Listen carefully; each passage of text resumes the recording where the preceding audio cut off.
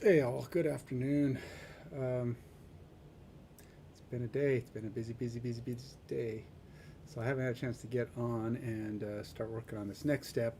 I did finally get my API working um, for the auth. I did not do a. I did not bother to get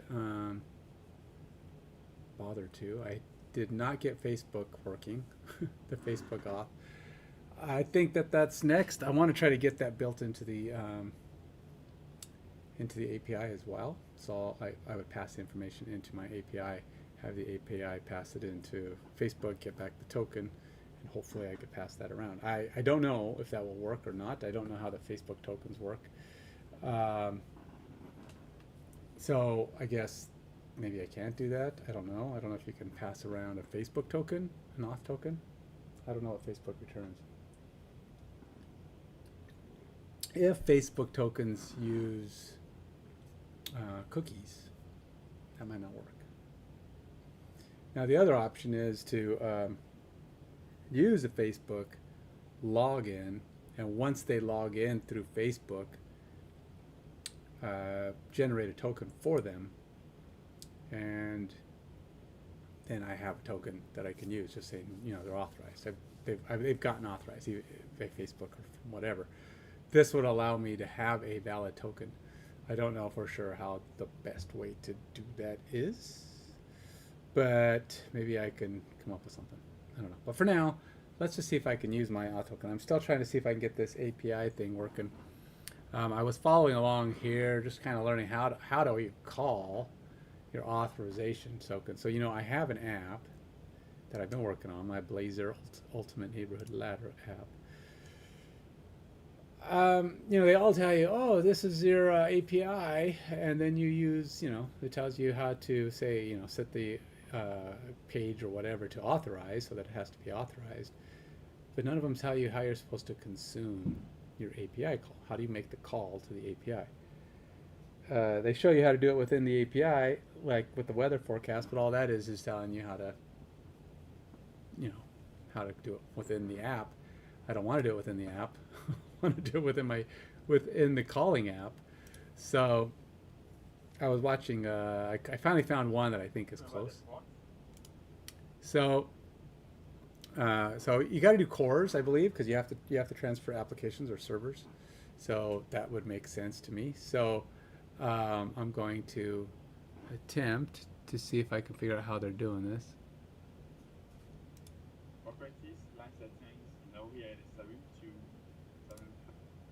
All right, so this is the call to the server. Now, this is not an auth server, an auth API, I don't believe. This is just an API. So I don't know. I'm basically going to be trying to figure out how to do this with my authorization API. We'll see if that works. So this is my API. We got to run it.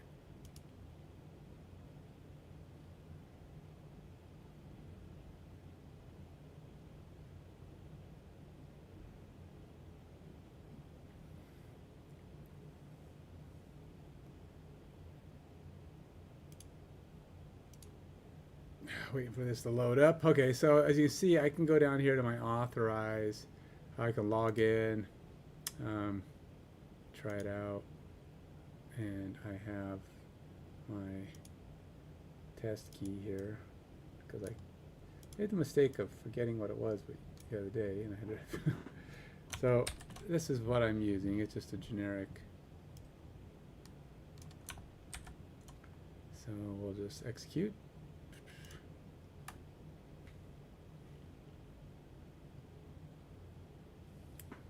Just kind of showing that we've got the sample. You can see I've got a bearer token here. This is what they call it, what they say, no JSON. It's not a JSON token.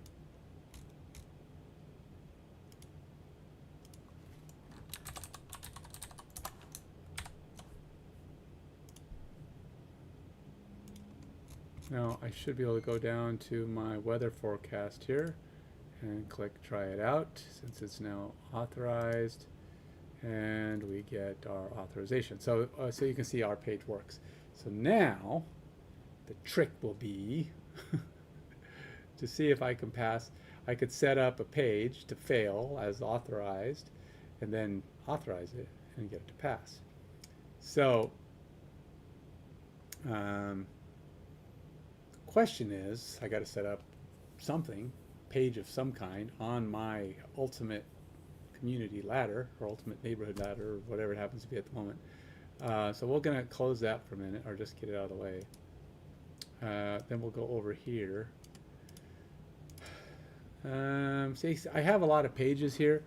A lot of them are just, you know, confirm this, confirm that. There are a lot of them I have are for, what do you call it?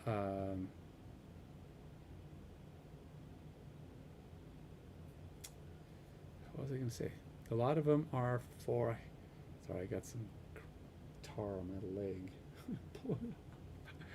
A lot of them for validation. You got lockout and email confirmations, and so like when I open my app here,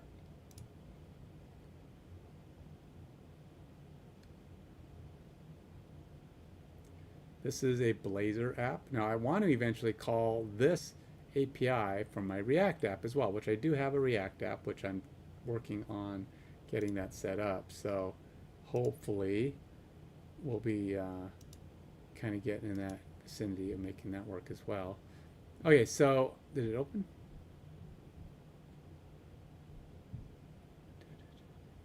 Maybe.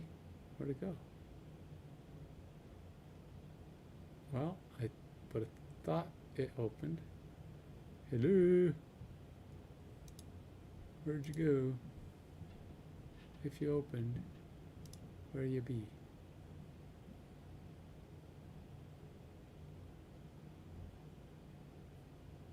Oh, no, you just, we haven't got it open yet.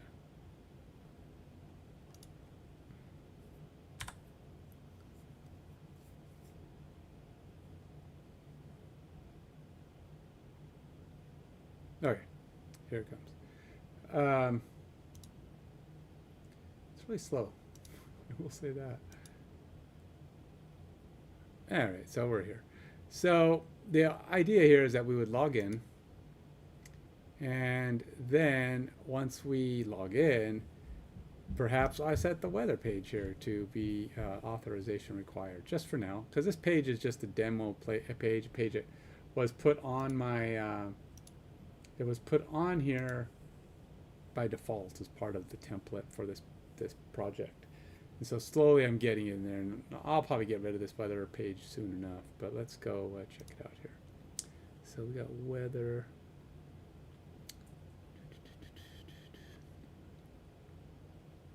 Pages.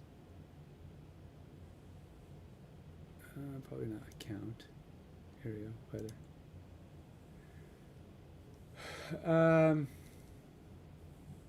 So the question is, how do I make this page require authorization to load? That's the question of the day. Do I put it in up here? That would be how we try to figure out. So we're going to have to try to get to the, I don't know. Let's go look at this. Let's go look at this YouTube and see if it gives me any clues. So we do have, it is kind of going in and showing you how to set up the authorize, but what it's not doing is showing me how. Guess I have to watch it thoroughly. See that I have two really big monitors on here, as well as my tower, which by itself weighs like 50 pounds. Uplift desk can handle up to 355 pounds of. Okay.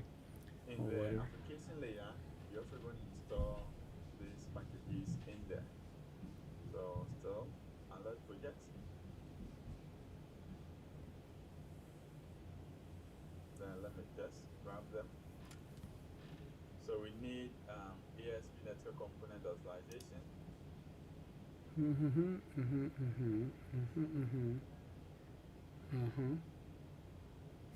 Do I need to put all these things in? I'm not using JWT, JSON Web Tokens. I'm using a bearer token, but I don't know. I mean, I could send it back as a format of JSON token if I wanted to. I just not so, but I'm having really difficulty doing this. First of all, thank you. And finding an exact example of somebody like I just put in consume auth API in a Blazor web app, and it is actually quite difficult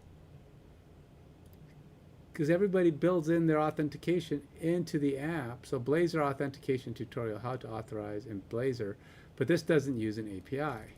I mean, it just does it. So it's doing what I want. And then others will build the API for you, but it doesn't show you how to call the API authentication. So it kind of, it's like nobody shows you the full path. And so it's like you're trying to, this combination is proving to be challenging. Consume, secure Blazor WebAssembly app. Consume authentication with .NET 8 architecture in Blazor. Consume REST API from Blazor WebAssembly. .NET Web coding short, using bearer tokens and .NET identity. See, I'm using a bearer token, but I'm trying to figure out not. I've gotten a big refresh. One of those. Using bearer tokens and .NET 8 identity.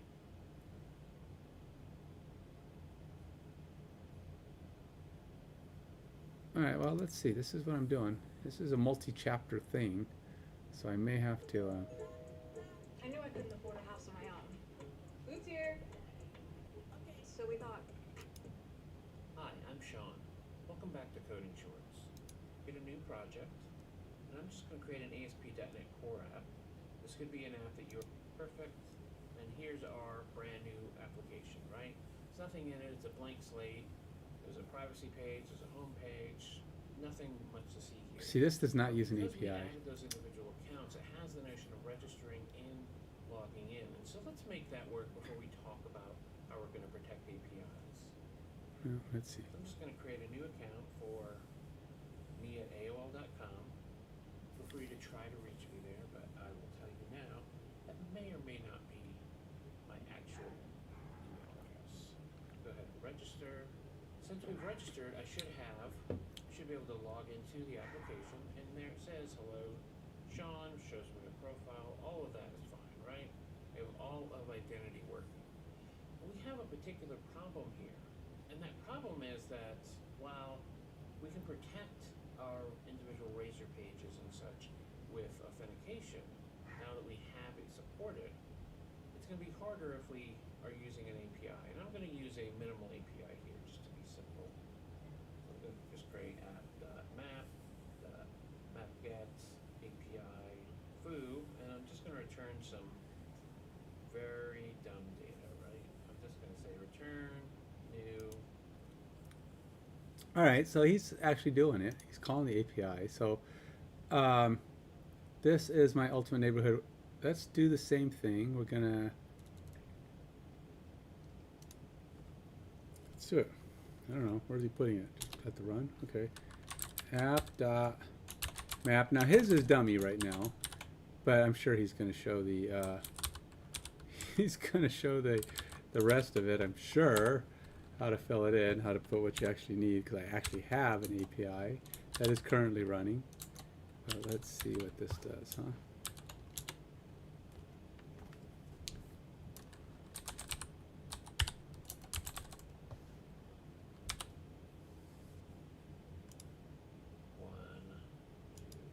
And so all this is just a really simple API. It's going to be any API that we want to secure.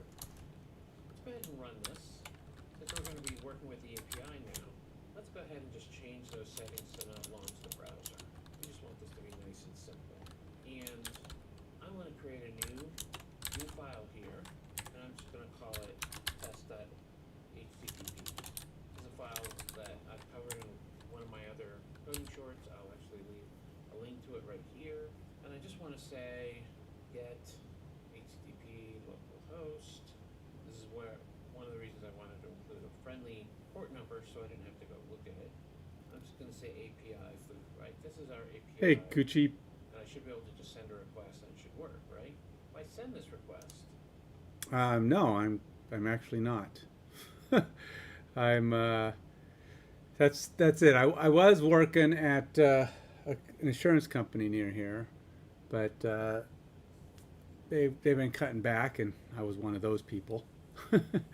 And so yeah, I've been looking for work now for a few months, and so I'm just trying to build my skills here. That's what I'm doing, trying to get myself better at learning some of these front end technologies. My skills have always been I did a lot of C Sharp, a lot of SQL Server, but my C Sharp is mostly like .NET Framework, and so because it's my company was working on stuff that's getting a little dated. I kept telling them, hey, we need to update this stuff to .NET Core, MVC. Let's start moving this stuff to the new tech. And they're like, yeah, we need to do that. And we never did because, big companies. And then, so ultimately, I end up, out of work. And I'm like, oh, see, this is what happens. Everybody wants C Sharp or but they also want it with SQL, or they want it .NET Core, or they want it. So I'm just trying to add to my skills now. So I've been doing a lot of online stuff here. Doing React and Blazor and Azure. I'm working on getting my Azure certification for developer. So yeah, that's me working on finding work right now. Working on working. So, but as you can see, I haven't mastered any of this stuff yet. So I'm getting there. I'm starting to learn and get a better concept of it. but what if we add on to this require authorization? Right? We have by default identity set up our authorization. Oops, what happened? But What'd I do? we're going to say we can't get to this Um, unless we're authorized. This Here's the is deal. where The problem with we software encourage people to design. go Okay, so right if you're a to manager, JWT. why do I There's have sort this? of What two the heck? What did I problems. click For on? one, when I go there, Okay, so if you're a manager in the world, it transfers. It'll go with you, right? So you have 10 years of being a manager in IT or 10 years of manager in whatever. That experience is good forever. Okay, so you can say, I have 10 years of management experience. It's good forever. Development doesn't work like that. I have 20 some years or 30 years of development skills. It's like, yeah, but what tech do you use? Well, I'm C Sharp and SQL, but do you have C Sharp .NET Core? It's like, well, no, it's framework. A lot of it's framework. They're like, oh, well, that's too old. So you can just cut out 15 years of your experience. It's not good to us. And then you're like, okay, well, I have this many years of let's say, web development in ASP.NET. Oh, no, we're using React. Yeah, ASP.NET, you could throw out those years of experience too. We're not using those either. So your experience in development is only as good as you are current. I mean, unless some company who's a big company who hasn't turned the boat around and gotten to the newer stuff, they're looking for people who know the legacy stuff. So it's really a struggle. You got to really keep your skills up. And the problem is you get into a big company, you work with the skills that you got. 15 years later, they still using the stuff you used when you got there. And now your skills are outdated. And if they cut back or whatever reason, you're not employed there anymore, your skills don't go with you. You need to go make them better. And so yeah, it's tricky because when you work with a company, a lot of them say, oh yeah, we want to upgrade, and they just keep putting it on the back burner because they got to keep what do they call it, LODO, lights on, doors open. They're more worried about keeping everything functioning as is, and then the other stuff happens when they have time for it. And some companies are better than others at making those transitions. Others not so much. My company was one of those not so much, and so it makes it very difficult to. It was very difficult for me to keep my skills up. I made the mistake of transferring to a team who I thought, hey, this team is, they're doing new stuff, or at least that's what they told me. And they said, oh yeah, we got all plans. We're doing all this stuff. We're gonna do all this cool web API stuff. We're using Angular, and we're using MongoDB, or not Mongo, but Cosmos DB, and we're doing Azure, we're doing all these things. Okay, so true. They had a bunch of websites that were in Azure, and they were using Angular, but it was like Angular, I don't know, 14 or something, I guess. The current Angular is like 20 or 18 or something, so you're already several steps behind. They haven't upgraded anything. They haven't changed anything. The only work you do is minor little tweaks to the websites that are already there. You're not changing, upgrading, creating anything new. So I barely had time to do it, and they were supporting like 20 different applications, all written in different things. They had C Sharp, they had Angular, they had applications that were using. I've already forgot the name of it. It was called Ectron, which was not really a coding platform, but it was kind of a document management system that could run a website. So you would create pages and stick them in this Ectron, and Ectron would put them out for you and build them and put them out as a page on the website. So they had all these weird tools going on, and they used different support tools for different websites, and they cycled certificates and permit or passwords every 3 months on all these different servers and different websites. So you're constantly updating certificates and passwords, and you're not doing anything. There was no code development, so I wasn't learning anything on this team, and I was struggling to say, how do I get better at this if I don't do anything? It got to be a real pain in the. I was miserable there because I wasn't doing anything new. My old skills were getting rusty because I wasn't doing those anymore. Now new skills, I wasn't doing anything, so I wasn't learning anything. It was like, this is just like I'm worse off by a long shot. And then of course the company's like gets to that point where they're hiring a bunch of offshore people, and they're cutting back on their FTEs. So they went from, I don't know, 90% FTE, it's down to 20% FTEs, and everybody else is offshore working under offshore contracts. And so yeah, as people, they just kept cutting back, and transferring all of the work to these offshore contractors. So I don't know, when I left, they were probably at 15-20% FTEs. I don't know, it's pretty messed up. But anyway, so here I am. So like 3 months out, 4 months out, looking for work. I have put so many resumes out. It's not even funny. I think I've put out 200, 150, 200 resumes, and I've gotten like 3 or 4 nibbles, like basic little questions. I had one interview with a manager, and for a job I was kind of a long shot for. I knew it. They knew it. But they were giving me a slight of a chance. Like, yeah, I didn't have most of what they wanted, because they said, oh, so you have C Sharp, great. What about this thing and that thing and that thing? I'm like, no. I have React, I have Next.js. I'd never even heard of one of those things you mentioned. It's like, oh, all right. Well, hey, we'll give you a call back. Of course, they never called back. Whatever. But yeah. And then the thing is, the current applications aren't React and Angular are 2 big ones, but they're not the biggest, or they're not the only things out there. There's Vue and Blazor, and the tools you use.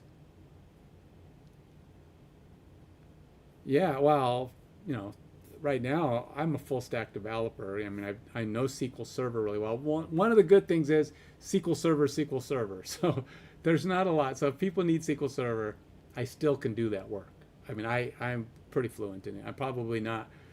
I'm not a DBA, but I know it well enough that I can write, code. I created an entire app that runs totally off of SQL Server code. So I know SQL Server, and that has not changed so much that it's a problem. But C# has changed enough that MVC and .NET Core, they function slightly different. They're slightly set up different than .NET Framework. ASP.NET, that one's kind of, it's still out there, but not a lot of people using it. Mostly you got React and Angular and Vue and Blazor. Blazor's kind of new, but it's C#, so you got a lot of the old C# developers like myself who kind of like Blazor because it uses C#. They know it. And it's becoming popular because, not only because of that, but it's actually very, very strong, very fast. I like React better than Angular, but they're very similar because I have done a couple projects doing that, done a few do things for it.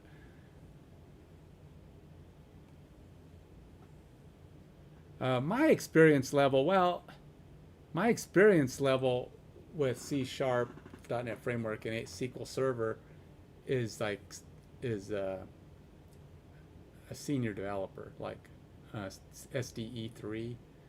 In fact, I was supposed to be. I was on doc for SDE 4, which is like a lead position, not quite the highest. I think there's a 5, but it's like a principal developer almost.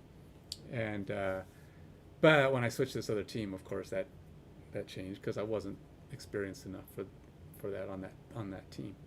But so yeah, I'm kind of in the mid to high end range. But now that I don't know these other tools very well and I'm learning them, I'm probably more like low mid tier, and it's just I know development concepts very well. That's kind of how I'm very high end of development concepts, but the architecture of these other software I'm still working on. So learning the syntax, learning how they structure the applications, getting certain things like authorization to work, and getting the getting things just like the components and the views and the way the pages are laid out. I mean, there's React and Next.js do different things. Some of them use route handling, some of them use app routing, and they just all do it a little bit different. And everybody does it a little bit different. You got, Blazor, React, Angular are the top 3, I think. Vue's up there too. I'm not messing with Vue. I don't really mess with Angular, even though that's what my company was working on. It's because you got to pick something. I have noticed, though, I don't know anything about Vue, but I know Angular and React are very similar. The only difference is React or Angular is TypeScript, which means it's a lot more type driven. You've got to you define the types of your objects a lot, explicitly throughout, and some people like that.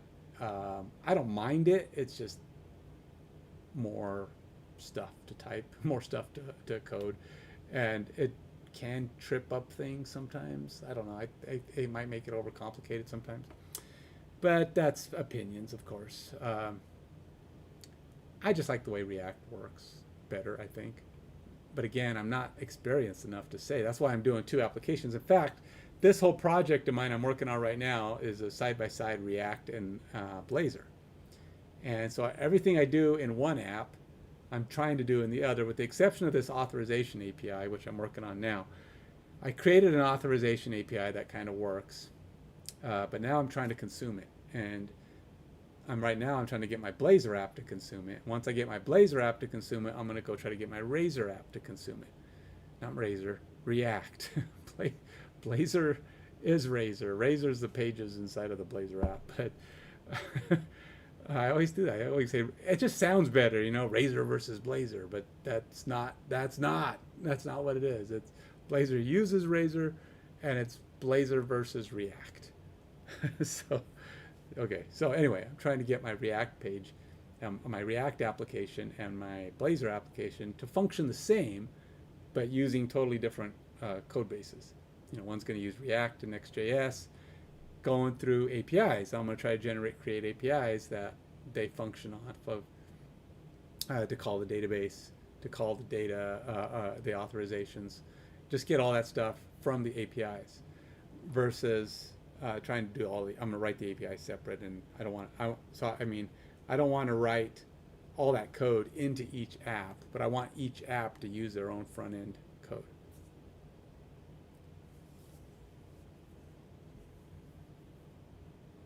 So, C and C++. Hey, Mohammed Moose, how you doing? Am I displaying ads? I don't display ads, no. Unless YouTube or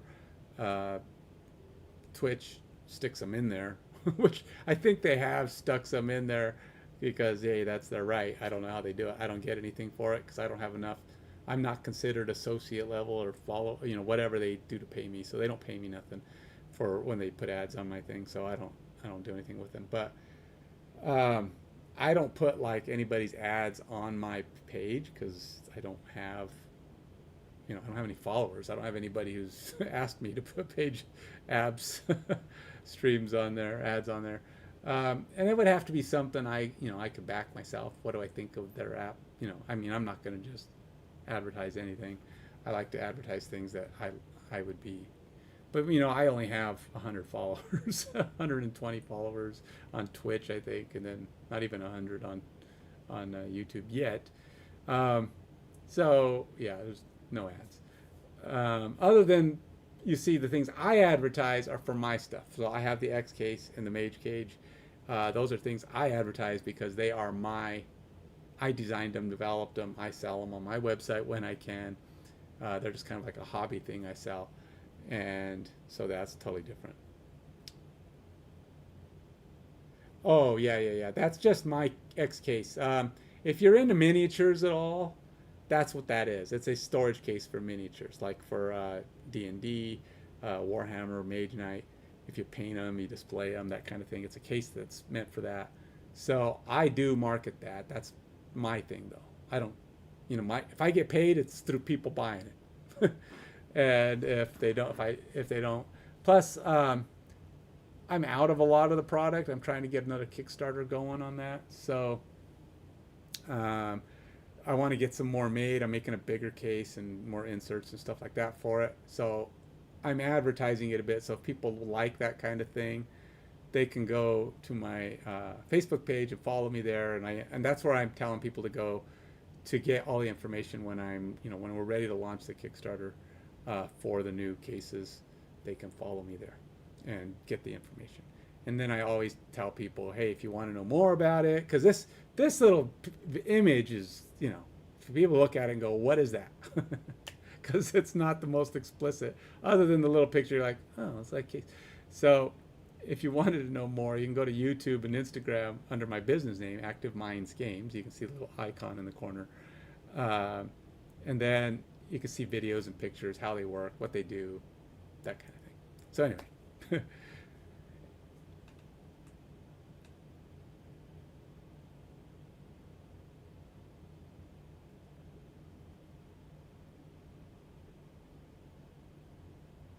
Yeah, that's kind of the goal, Gucci. I'm trying to just keep adding skills that are more current, right? Getting Blazor and React going. It is a learning experience, and right now, and this is my skills, original skills, all self-taught. I didn't, and that's another problem. You're looking for work. That seems like a lot of companies more and more are starting to require you have a degree in computer sciences. They don't care about your 20 years of work experience. They say computer sciences. Then, if you have that, all right, we want you to have 5 years in this and 5 years in that and 5 years in that. And I'm like, how do people have all that stuff?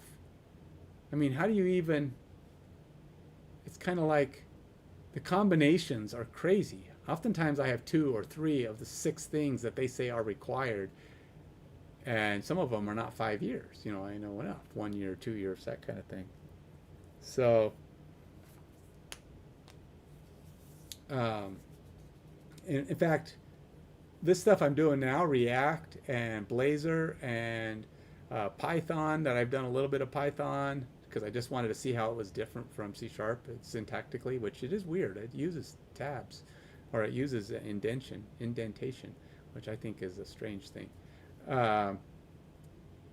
But there's a lot of things I'm learning, but I don't even have a year. I've been doing it for a few months. I can't, it's like, what do I put on my resume? It's like, well, I just put 1 year because it says how many years. Well, I don't want to write 0. I mean, it is 0 years, but I want them to know I've done some of it.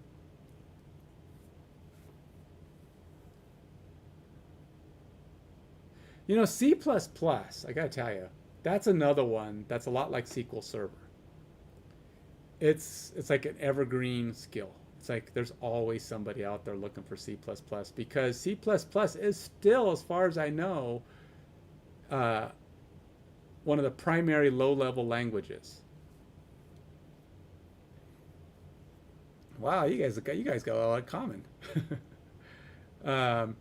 So, I mean, I know there's a few others. Somebody said Rust is a low-level language. I've never even heard of Rust until like a month ago. I saw Rust. Somebody was saying, oh, if you're into low-level languages, learn. Somebody actually says C# is a low-level language.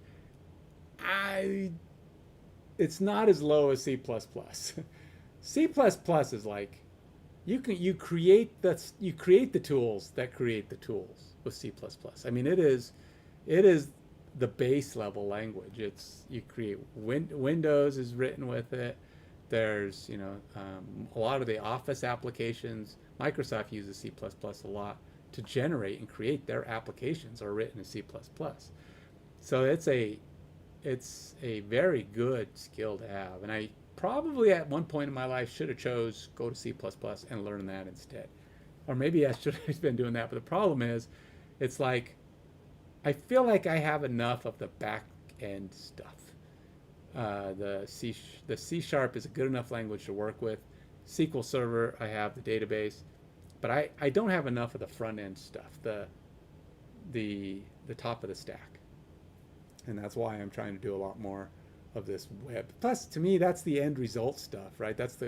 I like programming websites to be websites, or even whatever the application is, which a lot of them are websites now, to be able to do cool stuff. And that's why you get the database and you get the middle. So once you know the full stack, you can make all the cool stuff happen. But you got to be able to function with that front end stuff to make the cool stuff happen in the back.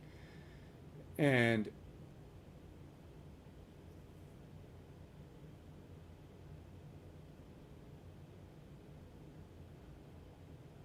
yeah, see, I don't know how they do that. It's like, how do you keep filling in positions with 5, 10, 15 years of experience?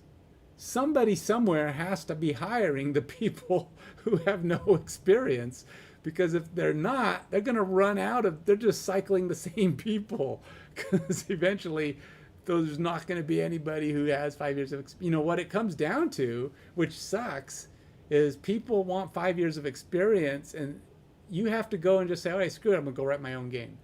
And you have to spend 5 years writing that game in C++ or whatever you're doing, and then you can go, hey, I have 5 years of experience. I wrote this game. I developed it for the last 5 years. It does this, this, and this. And it probably doesn't even have to be great, because a one-person game is hard to write. Or you have to do it on your free time while you're working another job, and then you give yourself those years of experience. But it sucks, because it's like the only way you can get experience is developing it yourself. No, I'm not doing C++. What I have on the screen here is this is Blazor, and this stuff here is Blazor, and then I'm just watching him doing some stuff with Blazor. Blazor is C#, so this is all C# code, using, of course, the packages and stuff that come with the Blazor application. So no, I'm not doing C++. I have not. Actually, I don't think I've ever written anything significant in C++. I've seen it, gone through it, helped my son a little bit to figure things out when he was in school learning C++.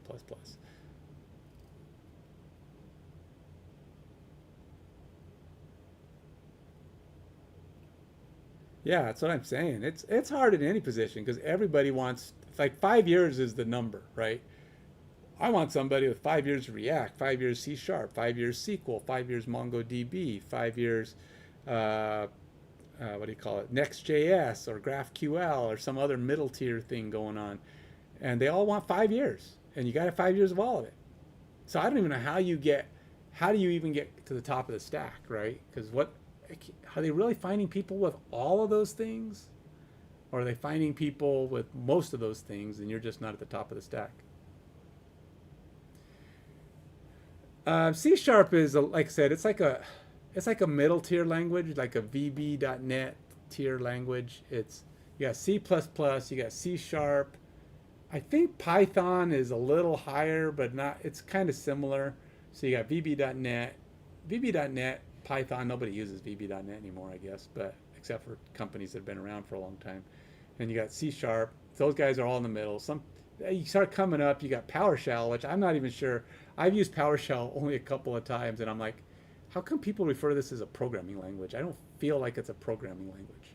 I feel like it's a command line. You know, it's a command line interface, but it's kind of hard to program in it unless you have something that's, I don't know. I don't feel like it's like using the terminal window in VS Code. It's doesn't feel to me like you're programming. You're sending out some commands. I don't understand how PowerShell. They always say, "Oh, you need to have PowerShell for this." I'm like, is that a thing? I mean, is that a skill outside of just using a command line? I mean, it's a fancy command line editor. Yeah, yeah. I've got the only thing I've really got going for me. I spent the last 15 years. I developed a SQL Server application that used C#, ASP.NET. It was the ASP.NET using a C# .NET framework and using a link for SQL, SQL link or whatever it calls. So that's how it was managing that. And I created an entire application that generated and ran hundreds of reports for our company, and it managed them, sent out emails, it did all kinds of cool stuff to monitor and manage these report processing. I didn't actually write the reports, which was always kind of weird at work because they'd always come to me asking me about, writing reports. And I'm like, I don't really write reports. Just because I work with a reporting system, it doesn't mean I write the reports.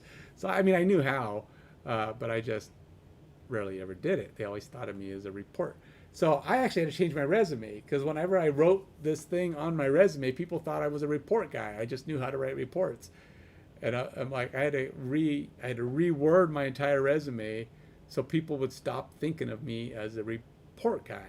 I mean, like I said, I know how to do it, but there's not a huge job demand for just somebody who does lots of reporting. I wrote a tool that controls, manages, and processes reports, but it wasn't reports. So, and I actually started getting a lot more hits on jobs when I changed that. I started changing it to a tool. I had reworded it that says I created an output controller application that worked in SQL Server and worked with batch processing to generate output for multiple departments in various formats. It was the formatted output processor. Yeah, it was a reporting tool, which is so much easier to say, but when you make it sound like it's a little more technical, there seems to be a little less, oh, he does stuff, versus he just does reports.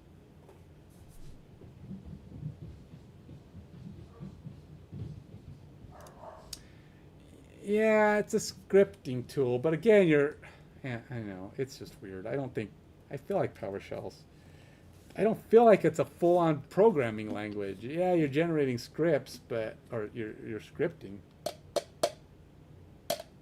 This junk cup is terrible.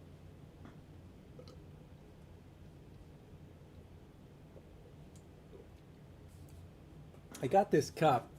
I actually put it on a wish list because I thought it was cool because I collect Superman stuff. I like Superman cups. And I got it for Father's Day. But I didn't realize it's a piece of junk. It's not the fault of the person who bought it for me. It's the fault of me not looking at the user reviews. It leaks like crazy. I thought it was metal, so it would be insulated. It's not. You put cold stuff in it, your hands freeze. Put hot stuff in it, you burn your hands. No insulation whatsoever. It's just, and it leaks all over the place. You can't drink out of it. Anyway, I digress. I should probably try to get something done here. It's 4:48. I still haven't made this progress. And so anyway, I'm learning this stuff via YouTube right now. I've done some Coursera classes. I've done some done a lot of online trainings where I go to I've seen NetNinja, Coursera, and then a bunch of YouTube multi video courses that they have. trying to get my Azure certification if I can. That would be great. And so yeah, I'm just trying to keep learning stuff, adding to the yes, I've done this, done that, turning myself into an, well, obviously not going to be computer sciences degree, but I'm trying to build enough knowledge that I can compete with those computer science degree kiddos in the new stuff, I guess. Bring my There. This minimal API isn't treated any differently than any other page. So I actually have a 200, but what did it return? What's he got going here? He's got, how's he doing this?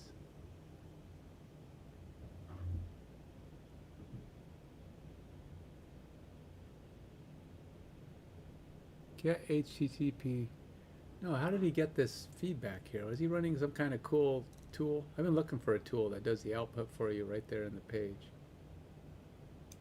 Turn the login page. Probably not what you want when you're calling that API. So there's a few different things we need to do here. So in other cases, I would have and set up our own authentication here.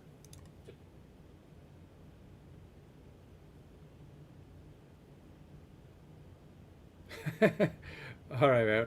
Working on a game or playing a game? But it really doesn't matter either way. But have fun, man. Take it easy.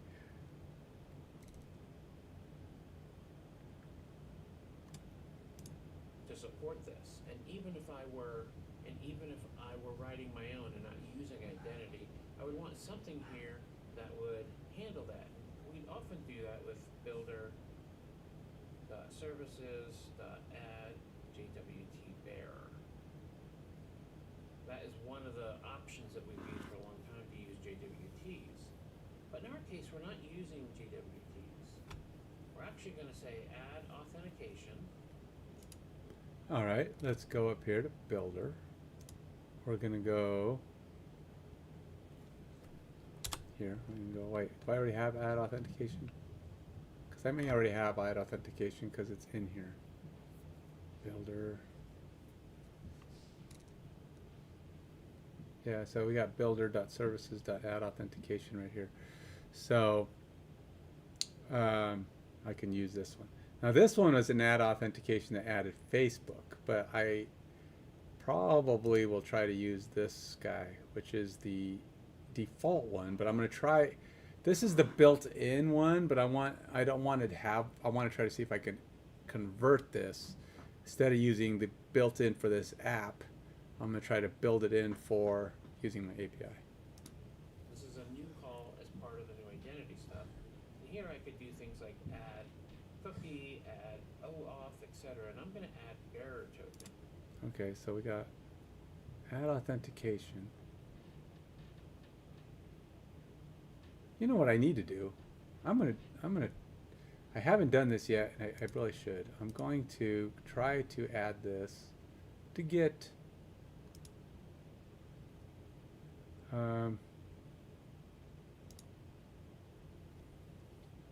because I need to start logging my stuff in here.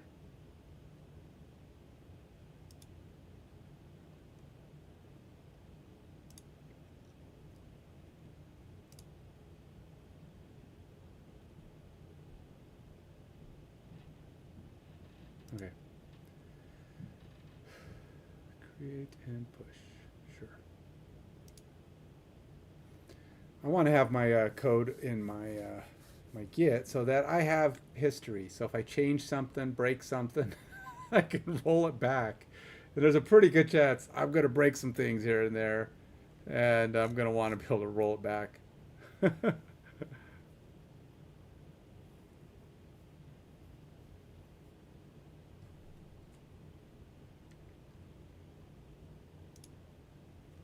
Knowing me, that's how coding goes though. So a lot of times it's break it, try again, break it, try again. That's what testing is, right? I mean, I should, TDD, I should, once I get this stuff going, see, that's one of the other problems I need to learn is how to implement TDD into these web apps. But the problem is I got to understand the web app before I can understand how best to implement TDD for future web apps. You know, if like, so generally you want TDD at the beginning of an app, right? You start creating your tests and then you run your code through the tests.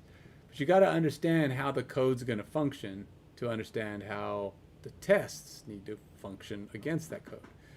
So it's kind of like you need to know the coding before you can know the testing. I think so. I mean, you can write generic tests that just say, I need this website to show up, blah.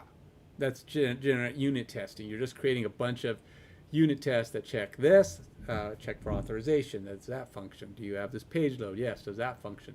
That's general unit testing that you just go through, click, click, click. Automated testing, TDD, test-driven test development, will actually have a test application that runs and calls all your methods and calls your different things and checks to see if they're functioning correctly. That's what I want to do. But it also requires you to understand what you're calling and how to call it, and even how to set up a test-driven development application for, you know, Blazor, for React, for, and they use different tools. I mean, I might use, I don't know that you can use like MS Test for a React app. You could probably use it for Blazor, I'd assume you can, but I don't know if you can use it for React. But you got to pick something, right? You got to work on one thing at a time. Like it's like learn Blazor, then learn how to test Blazor with TDD, and then learn React, learn how to test React with whatever. There's a couple of them, I think Playwright and a couple of other tools that can be used to test React. But either way, there's plenty of tools out there to do these things. But you kind of have to get things implemented. Like maybe once I start getting a concept of how to get the auth done and a few different things done, I can go, okay, let's go write some tests for these. But I also have to make it work on 2 applications. So this is a big project for a little app. Well, the app could be big in time, but right now it's little. And it's me just building experience. So maybe I can say I have 8 months experience by the time I get a job. I hope I'm not out of work for 8 months. That would suck. 8 months would be, well, let's just say financially troubling if we get to that point. But anyway, yeah, I needed, you know, I'm looking at that ad, my cases. I need to come up with a little bit more information on there. All that does is show what it is. Doesn't show you where to go. Doesn't show you to get more information. Doesn't show you anything.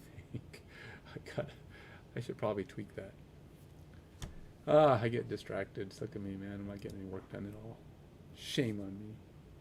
Plus, I got started so late today.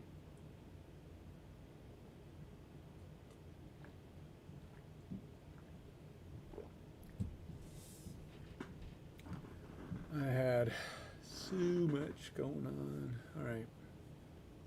Let's see, where was I? We got that. We've got an app in here. Let's go to Git changes. There's probably no Git changes yet, but we do have an app now. A new Git repository has been created for you in Git repos. Open the Git repository window just to view its. Okay. All right. You know what? I'm going to go up here. I'm going to leave that one alone just for now, and we're going to put a new one in. Builder services add authentication, and then he's doing it with add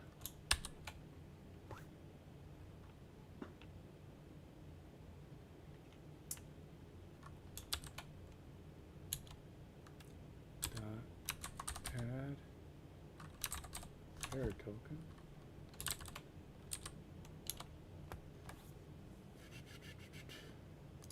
And I'm going to use, instead of JWT bearer constants, I'm going to say identity constants dot bearer scheme. So I'm telling you I have an authentication scheme here, and I want to support bearer tokens. This doesn't mean we're only going to support bearer tokens. Default identity is still going to do what it wants, but there are going to be cases where we're going to want to support this. And in order to do that, we actually have to create a policy. We're going to use add authorization builder. And then we're going to add a policy. We could do this with default if this were an API only project, and we'd be good to go. But because we have web pages that we want to leave alone, we want to create a policy that we can just apply to our APIs. I'm going to call it our API policy. Add. And then we're just going to configure it. What it does is it passes in a new policy Authorization. object for us to go ahead and add Builder. options. First thing we're going to say is we're going to require an authenticated user. Now this Policy. can have a lot of different kinds of limitations, but API. usually this is the first one. Make sure if I've applied this policy somewhere, that API is going to require authentication. And the other one is I'm going to add authentication schemes, and much to your surprise, I'm going to say identity constants dot pairs, and I'll simply come down here to our require authorization and give it the name of the policy that this is going to follow. All right. All we're doing. Let's make sure I get everything down before we get out of. Require authentication user. Oh, authenticated user. Oops. And then we're going to go here. We're going to go add authentication schemes. Identity constants dot bearer scheme. All right.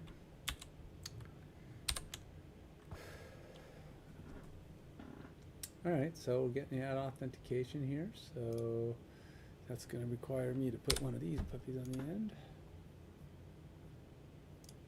Doing is setting up bearer tokens to be used by our APIs in conjunction with the identity. So if we run this again and we send that request again, we're going to. So he's just got an HTTP test. And how is he running this though? How is he doing that?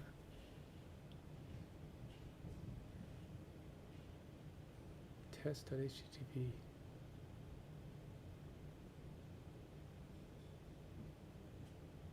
Can I create an app that does a page that does that?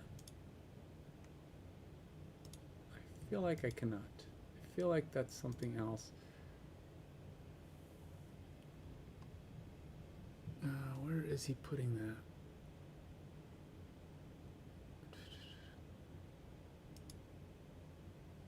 I'm guessing he's using some kind of a tool that's letting him do this, to run this right here, like he's doing.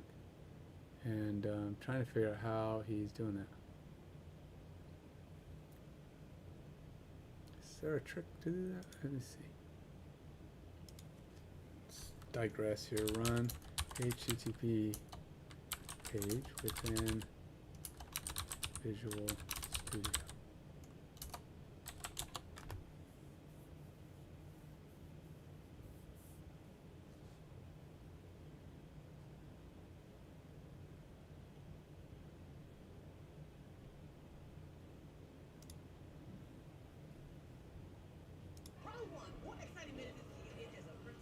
Oh, that's easy. With Hertz, you can check in 100% online. Not combo, what else? Skip the line, go straight to your car, and hit the road. Boom! Tom Brady still got it. Okay. Oh man, I hate all these commercials. Double spike. Come on. It's like watching TV anymore. Okay. Hello everyone, Studio Installer Open.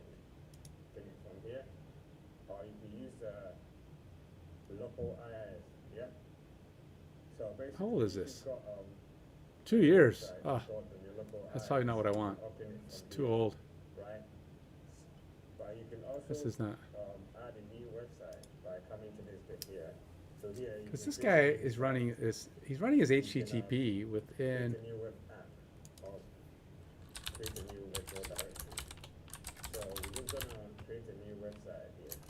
I'm just gonna call it YT Test 2. Yeah.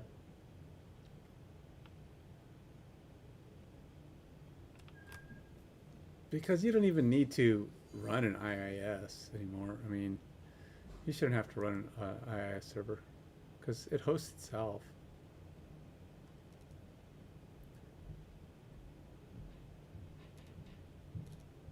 Call post API in. Oh, here we go. Call post API in C#. This is easy. Okay, let's just see what this does. JSON. Awesome. Let's scroll down again. And now let's say JSON serializer dot serialize. So we're gonna convert a C# object into JSON, and we want to. Wait, funny. I already started watching that, but that's not what I wanted. He's not. Yeah, that's not what I wanted. All right, all right. How's this guy doing this? All right, let's just do what he's doing. I'm gonna go create an HTTP page. We'll just put it in here. I don't know where I'm gonna put it. Let's just stick it at the top. Maybe that's the problem. Let's go here. We're gonna go add new item. We're gonna go let's say test.http.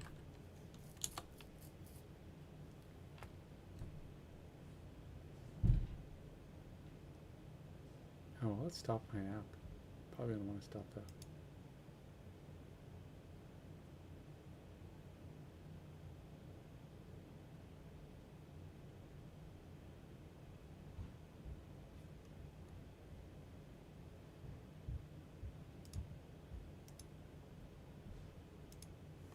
I'm going to say get http://localhost colon. Oh shoot! I forgot to write down my.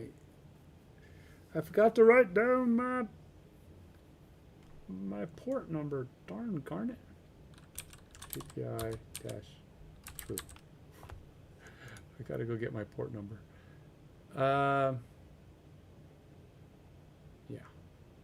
What is my port number?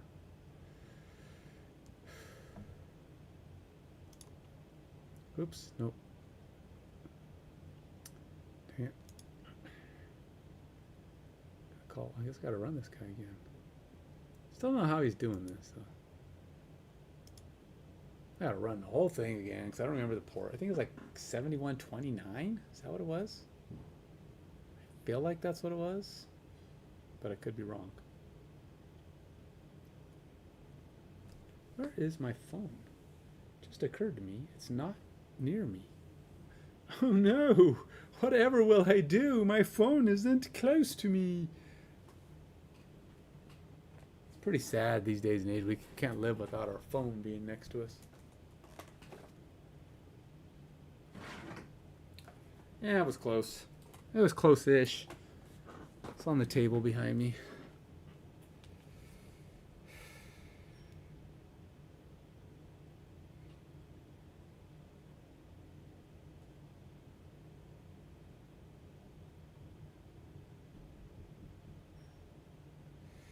Oh shoot, I gotta go do something quick.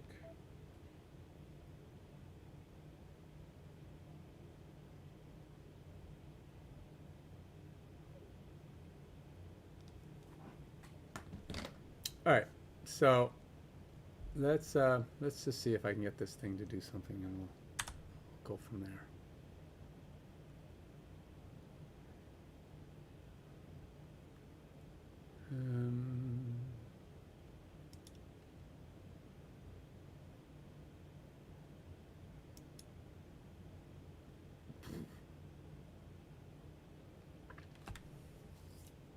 $72.46. Whoa, that is not what I thought.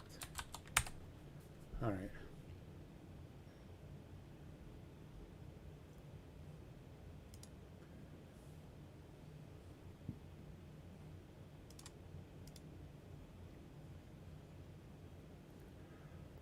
So what happens if I do this? How do I make this work? Going to get an unauthorized because the bearer token knows.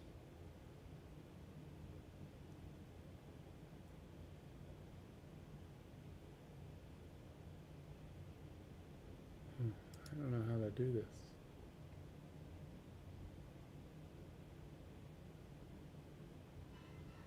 Okay. But is there a way to run this? I mean, what's he doing? Can I just do that? Nope. That's, you're probably looking at me like, did you really think that was going to do anything?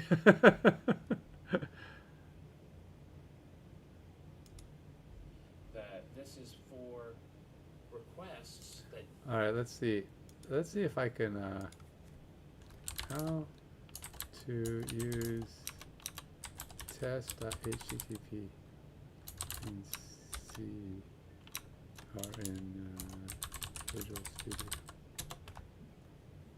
Create a new controller, add get and post methods to the controller, add a .http file to the project, write HTTP requests in the HTTP file, test the HTTP requests. Shoot, I gotta go check on something. This is what I get for starting so late, troops. I didn't get very far, and plus I started talking. I do appreciate the chit chat though, Mahmood and Gucci. I know you guys stopped by, said hi, appreciate it. But I do have to stop, which means I'm not getting anything done. You could just delete this from your watch list. Not that anybody's putting these things on their watch list, but until I do figure something out and get a little more details on it, it'll probably be better, you know. Till next time, take it easy.